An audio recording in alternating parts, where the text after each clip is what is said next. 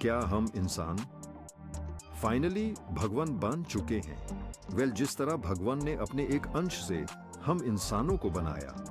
Recently Colombia university के scientist ने भी एक कैंसर पेशेंट की जान बचाने के लिए उसका एक मिनी क्लोन बनाया।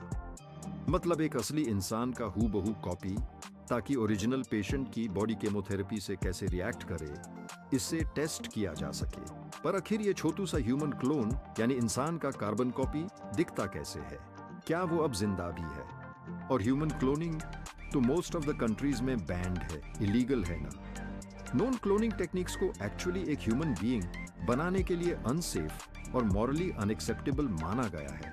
तो फिर ऐसा कौन सा लूप होल है जिसकी मदद से ये साइंटिस्ट्स और इवन कुछ कंपनीज तक सीक्रेट ह्यूमन क्लोन्स बना रहे हैं?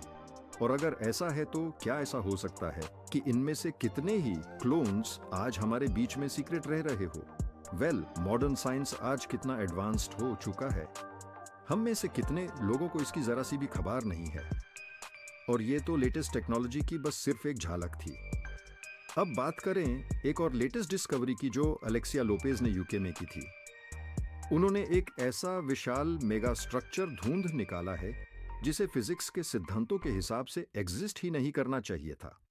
इस विशाल स्ट्रक्चर का नाम है द बिग रिंग। ये डिस्कवरी कैसे हमारे यूनिवर्स की समझ को एक कदम और आगे बढ़ाएगी, इसे हम डिटेल में डिस्कस करेंगे।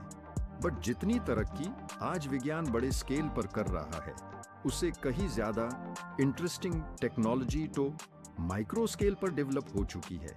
अब तक हमने बात की ह्यूमन क्लोनिंग और नैनो टेक्नोलॉजी की, जो दोनों एक फ्यूचरिस्टिक और उतने ही रिस्की चीजों को रिफ्लेक्ट करते हैं। लेकिन अगर हम थोड़ा और आगे देखें तो एक और चीज है जो इंसानों का जीवन हमेशा के लिए बदल कर रख देगी। आर्टिफिशियल इंटेलिजेंस यानी एआई। आज एआई सिर्फ एक मशीन इंटेलिजेंस नहीं है, बल्कि एक ऐसी पावर है जो डिसीजन मेकिंग, लर्निंग और इवन इमोशंस को मिमिक कर रही है।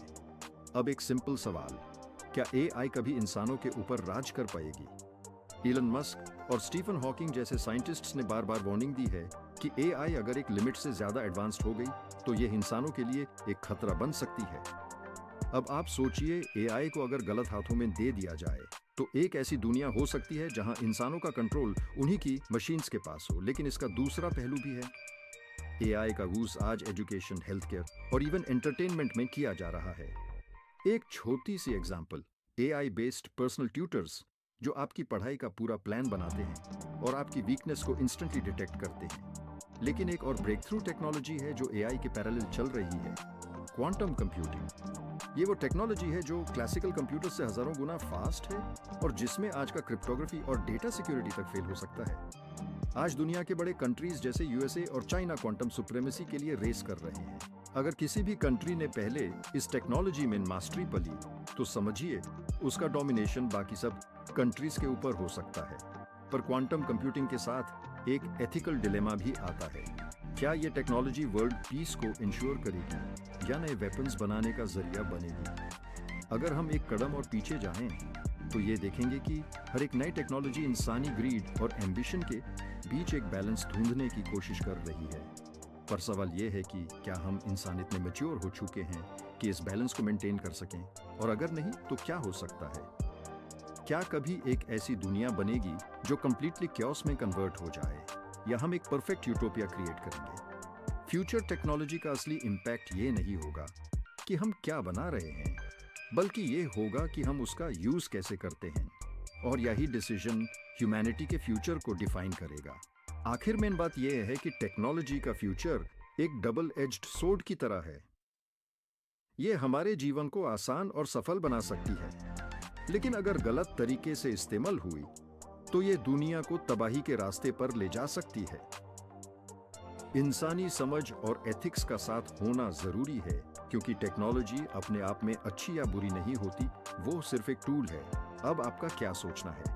क्या ह्यूमैनिटी इतनी मैच्योर है कि इन टेक्नोलॉजीज का सही उपयोग करे?